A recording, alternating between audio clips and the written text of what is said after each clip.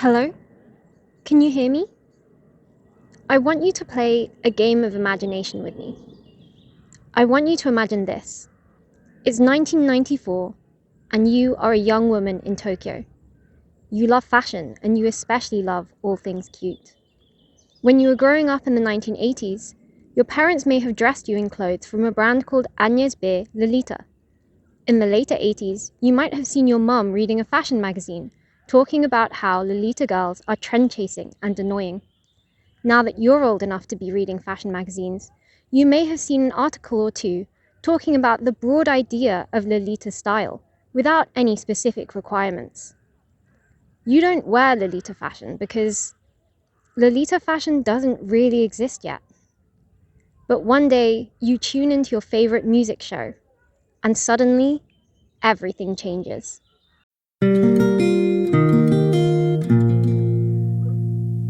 For those of you not in the know, Lolita fashion is a Japanese street fashion that has a focus on poofy skirts, lace, and frills. Like many street fashions, Lolita fashion did not just spring out of the ground fully formed. Instead, it slowly emerged from long-term social and fashion trends. Why this fashion is called what it is, and looks the way it does, has been the subject of immense research efforts, and telling the whole story would take several hours. In this video, we are going to look at the forgotten singers who paved the way for modern Lolita fashion and why they are more important than you might think. First, let's talk in general terms and lay down some background history. Japanese people started referring to young female singers as idols after the French film Cherchez l'idole was a massive hit in 1964. The film featured a 19-year-old blonde singer called Sylvie Vartan, and she charmed Japanese audiences so much that they referred to her as an idol. From then on, pretty young women in the spotlight, particularly in the music industry, were referred to as idols in Japan. Fast forward to the 1980s, considered by many to be the golden age of idols. By 1983, 99.2% of all Japanese households had a television. Because idol performances were broadcast on TV, these singers started to forge strong visual identities with flashy costuming. And it's here, in the costumes of cutesy 1980s idols, that we can see some of the first glimpses of what would eventually become Lolita fashion. Pictures are worth 1,000 words, so let's take a look at some together. Minako Honda, Rie Hatada, Chisato Moritaka, Yukiko Okada, Tsukasa Ito, Akina Nakamori, Wink, Poppins. Now, clearly you can see that all of these have a distinct 1980s flavor. And while some of them are totally off the wall, others would honestly not be too amiss at a modern Lolita fashion meetup. Just using our eyes, we can see that there's clearly some similarities between these examples and modern Lolita fashion. So, these outfits must have inspired Lolita fashion, right? Well, surprisingly, there's not as much research about this in the Western Lolita community as you might expect. And whilst it might be tempting to just trust our eyes, we need to dig a bit deeper to find evidence for our theory to make sure that we're not getting anything wrong. Let's consider some potential problems with our theory. One problem is that at this time, no one was calling what these girls were wearing Lolita fashion. That was just idol costumes, stage costumes. Another problem is that by the 1990s, musical idols had completely fallen out of favor, so they weren't influencing street fashion as much as they could do. And our last problem is that in the early 1990s, we know that there was a general idea of Lolita fashion, but in many ways it was so different to what we consider modern Lolita fashion that nowadays we call it proto-Lolita, as in a prototype of what would eventually become modern Lolita. To summarize, these 1980s idols look quite a bit like modern Lolita, but they don't look like what we understand Lolita fashion to have looked like in the early 90s. In this way, there's not really a clear line of fashion influence from the late 80s to the early 90s.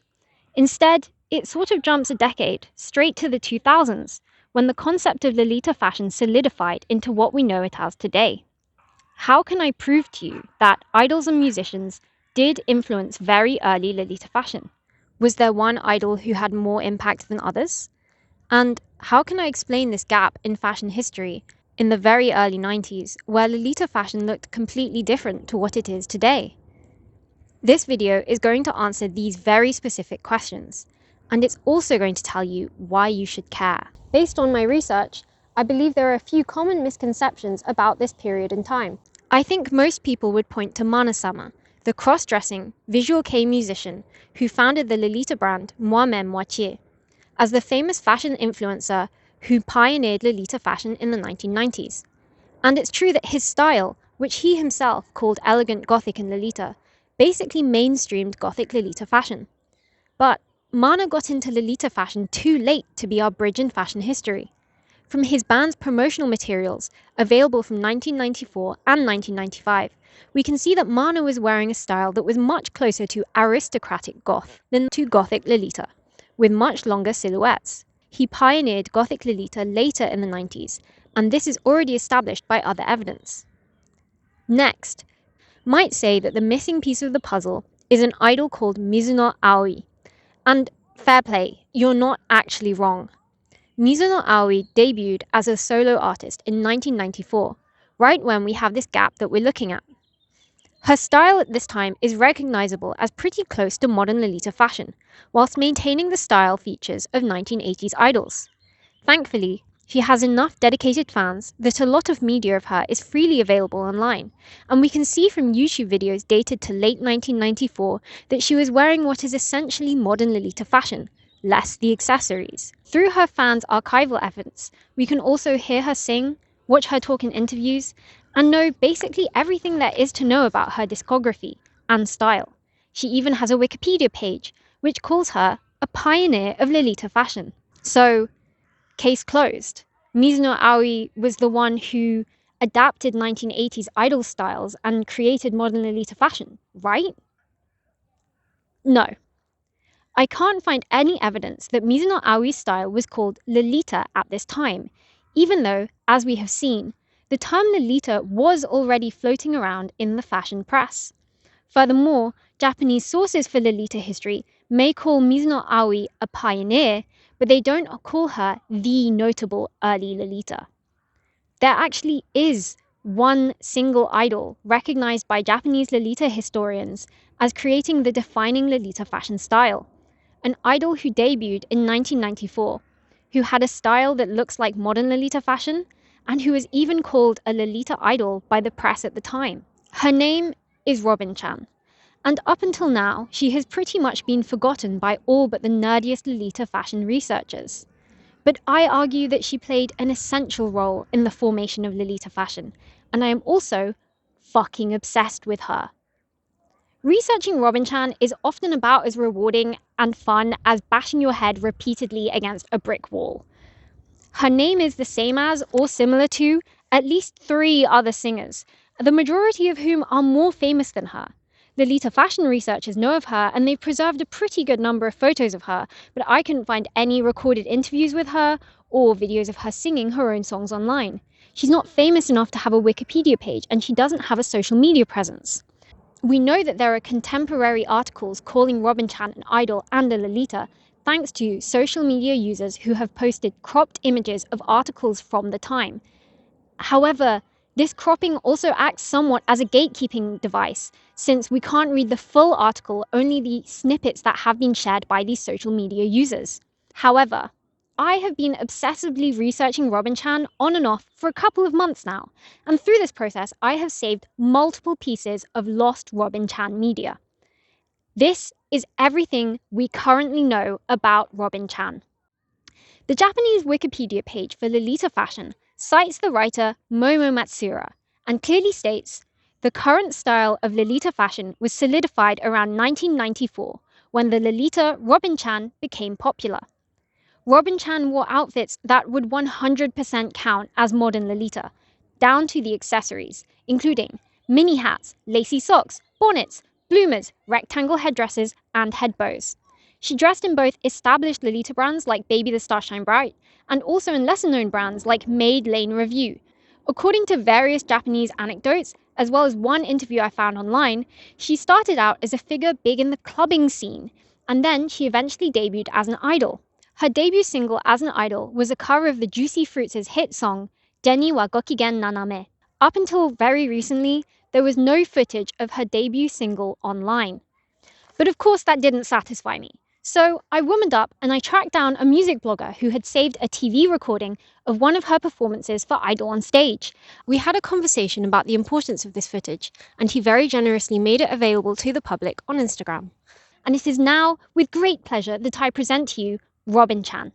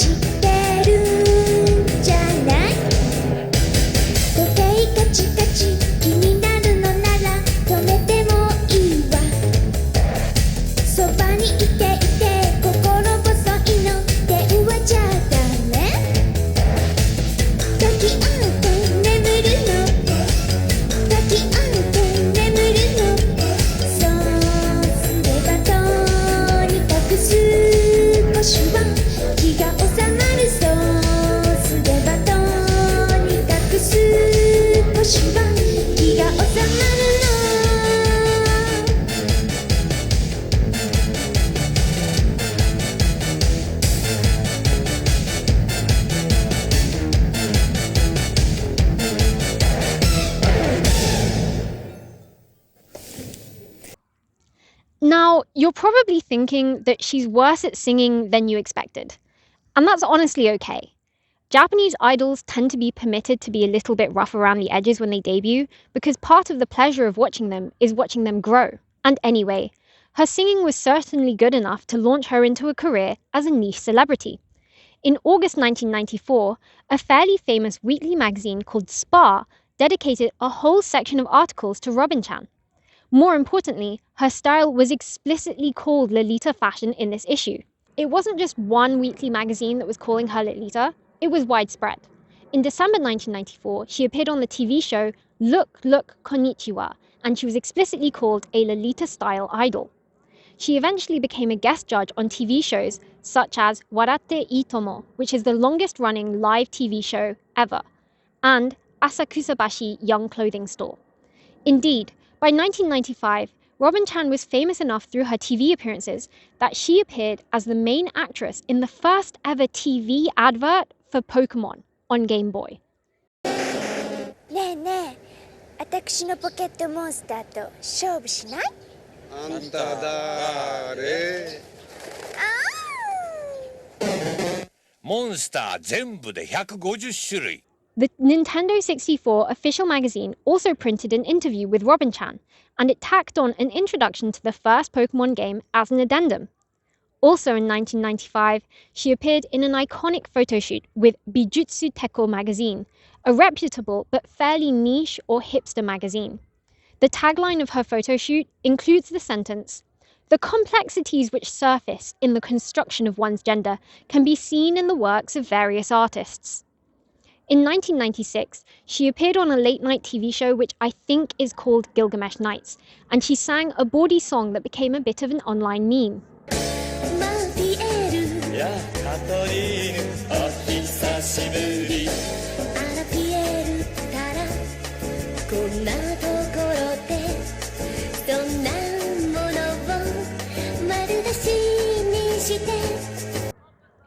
She continued making music until at least 2005, when she appears to have joined a musical group called Doors.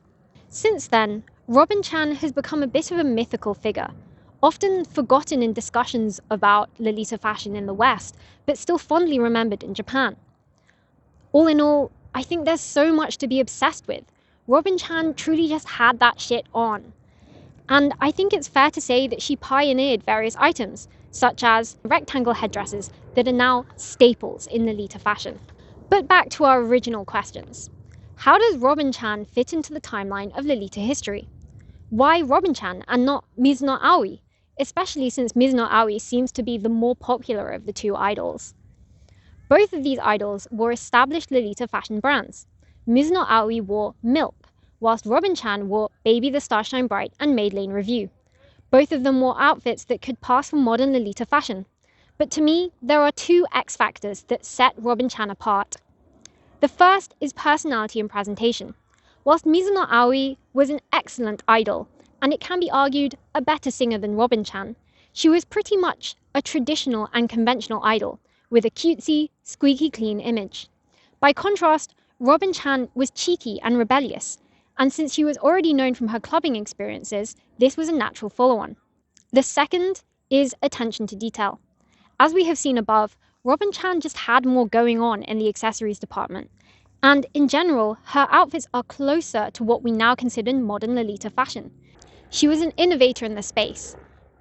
Mizuno Aoi wouldn't necessarily get excluded from a modern-day Lolita fashion meetup, but to the trained eye, she does just kind of have a newbie-like aura. So let's summarize our learning. Obviously, I lied to you.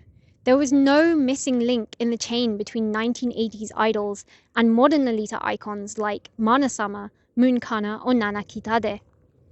It's been well established for a while now that Robin-chan was the nucleation point, the starting pistol for modern Lolita fashion. It's just that, for some reason, Western Lolitas don't really seem to know about this.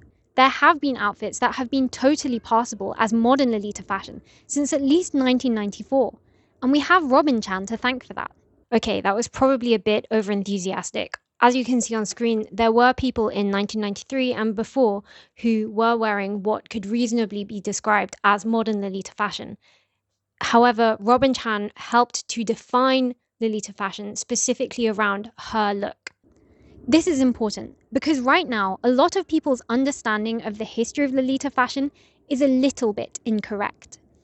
A common interpretation is that there were first the proto-Lolitas, where everyone was a little bit messy and random, and then there was the old school era, where things were noticeably more like Lolita, but a bit frumpy. And finally, we reached the modern Lolita era, which has a full set of rules and a poofy skirt.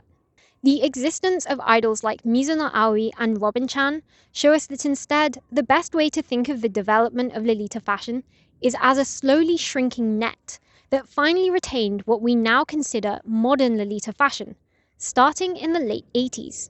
It really bugs me when a piece of information I really want is obviously out there, but you have to go through this whole rigmarole or pay money to find the right source and then get your hands on it. My aim is to make as much new information available for nerdy losers like me as possible.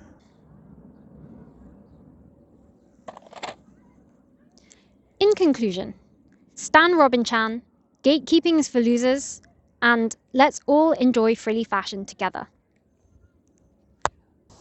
Postscript. There's a few things I wanted to add to this video to make sure that no one comes away with the wrong impression. Earlier in this video, when I said, here's everything we know about Robin-chan, of course that wasn't strictly true. Perhaps I should have said, here's everything I know about Robin-chan, to make it clear that I'm not the worldwide leading expert on Robin-chan. My search for these magazines featuring Robin-chan would not have been possible without the Japanese Lolita community, who uncovered most of these magazines in the first place. On Twitter, it's clear that there are even some members of the Japanese Lolita community who are directly in contact with Robin-chan, so it's likely that any new discoveries about Robin-chan will come from the Japanese Lolita community. I hope that this video can encourage members of the global Lolita community to take more of an interest in Robin-chan and to help me hunt for new information about her. Secondly, I need to caution viewers to remember that in the 1980s, idols were not the only force influencing Lolita fashion. In the same decade, we also had a variety of girly fashions, as well as Vivienne Westwood's Mini Crini collection, which strongly influenced the eventual blossoming of Lolita fashion. The focus of this video is to educate people on the 1980s and 1990s idols who shaped Lolita fashion, precisely because they were previously left out of the conversation. but I don't want them to dominate the discourse either. Finally, I want to say that my love for Lolita fashion is as strong as ever, and I plan on putting out more educational videos like this in the future. If that sounds good to you, why not like and subscribe? And keep an eye out for my blog, where I will be doing more in-depth discussions on my findings. Thank you again. Apricot out.